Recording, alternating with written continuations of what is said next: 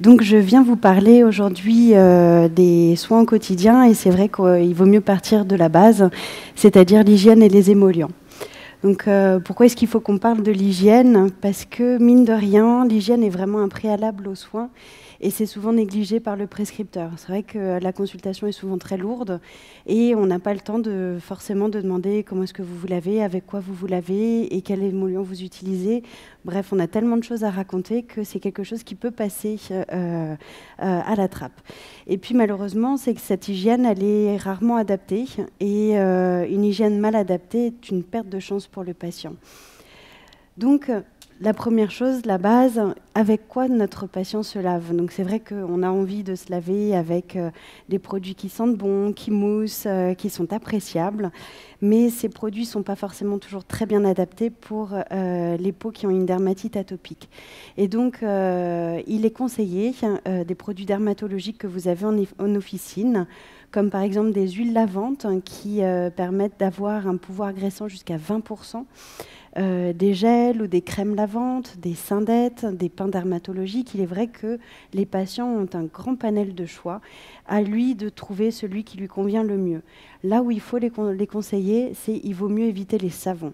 Pourquoi éviter les savons? Parce que la peau d'une dermatite atopique manque de graisse et que les savons, ils émulsionnent les graisses. Alors le peu de graisse qu'il leur reste, si en plus on l'émulsionne, c'est dommage pour eux. Et puis il faut se rappeler que les savons, ça vient de la soude. Les savons ont été fabriqués à base de soude, donc c'est des véritables détergents, c'est des décapants. Ensuite, combien de temps est-ce qu'il faut se laver? C'est vrai que le temps de la douche ou du bain est important. On recommande qu'il faut 5 à 10 minutes, shampoing compris. Les recommandations internationales disent 5 minutes. En gros, pour un adolescent, vous lui conseillez tu te douches pendant l'équivalent de 2 chansons à la radio et c'est largement suffisant. Combien de fois? La question peut paraître totalement anodine, mais même au sein de notre groupe, on se rend compte qu'on n'a pas forcément les mêmes problématiques. Il y a des patients qui se lavent beaucoup trop, c'est-à-dire 2 à 3 fois par jour, toujours en utilisant des gels moussants ou enfin, voilà, des produits nettoyants. Et puis il y en a d'autres qui ne se lavent pas suffisamment parce que la douche ou le bain, c'est un moment qui peut être compliqué à cause des lésions qui leur font mal. Donc il faut reprendre ça aussi, une douche courte, adapté en fonction du temps, adapté en fonction de son activité. Et donc si par exemple il a l'habitude de prendre une douche le matin et qu'il a une activité sportive ou qu'il va à la piscine ou qu'il est allé à la plage, on peut lui dire vous pouvez vous redoucher, mais dans ces cas-là vous ne réutilisez pas de produits nettoyants. Juste un rinçage à l'eau, c'est tout à fait possible, mais sans produit en plus. On leur recommande de faire ça au préalable de leurs soins quotidiens. Mais attention, pendant certaines périodes, on peut ne pas forcément se doucher tous les jours.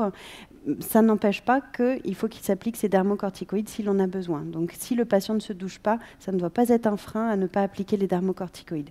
Parce qu'on a beaucoup de patients qui se disent « je ne me suis pas douché aujourd'hui, donc je ne mettrai pas mon traitement ». Ça, c'est aussi une perte de chance. La température de l'eau. Les recommandations internationales disent un bain ou une douche entre 27 et 30 degrés. C'est froid, il faut se l'avouer. Donc là, c'est sûr que la douche va être très rapide parce que l'eau n'est pas très chaude. En gros, il faut quand même que ça reste un plaisir. Il ne faut pas que ce soit quelque chose de trop difficile. Donc, en tous les cas, il ne faut pas que ce soit trop chaud. Dans l'idéal, moins de 35 degrés. Et on privilégie les douches plutôt que les bains. En fait, pensez, la peau de la dermatite atopique donc manque de graisse. Pour dégraisser notre vaisselle, qu'est-ce qu'on fait? On utilise du peg-citron et de l'eau chaude. Donc voilà, faites le lien. Une douche peu chaude avec un soin adapté lui empêche d'enlever toute la graisse qui lui manque.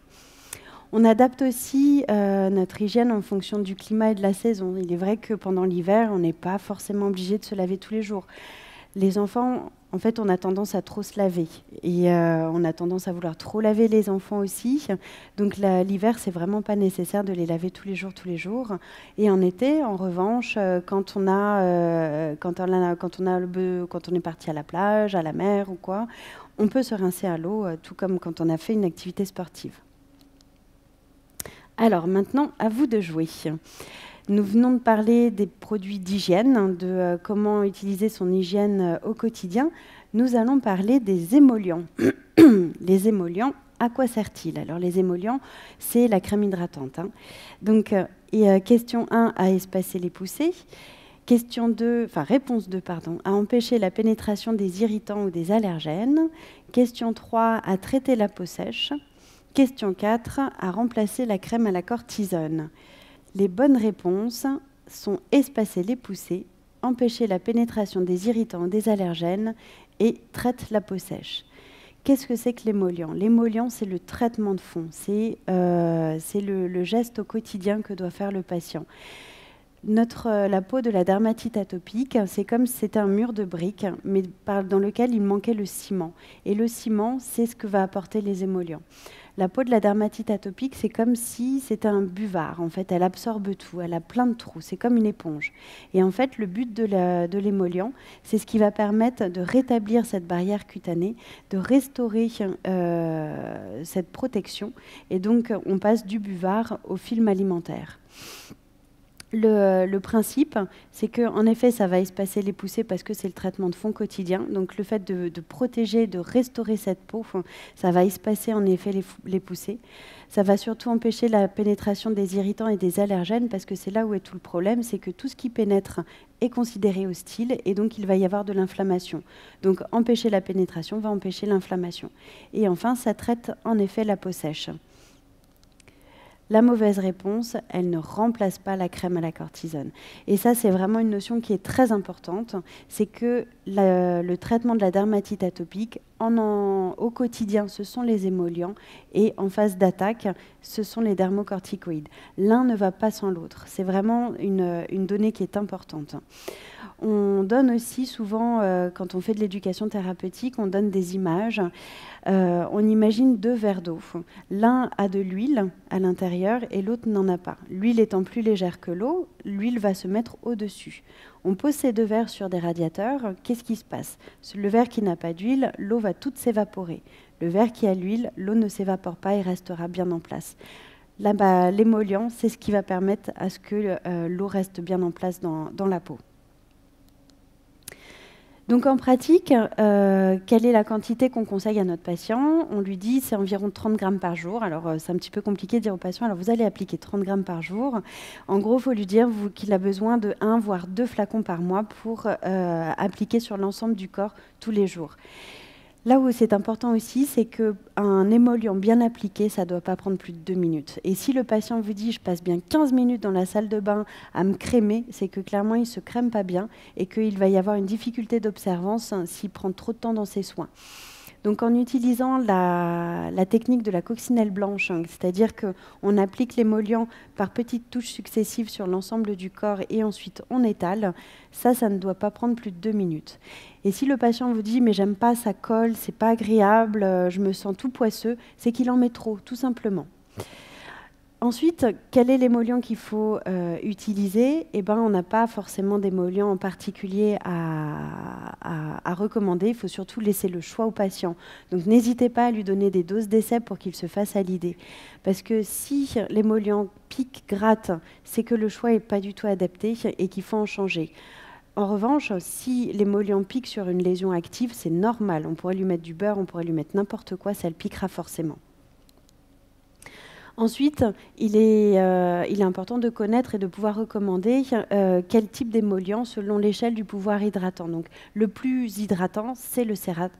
Et le moins hydratant, ce sont les huiles. Donc, c'est vrai qu'on est à l'ère du bio, où on a une recrudescence des huiles végétales, où nos mamans nous demandent « j'applique de l'huile d'amande douce à mon bébé, qu'en pensez-vous » Eh bien, j'en pense que ça n'hydrate pas la peau de votre bébé et qu'en plus, il y a un pouvoir allergisant important.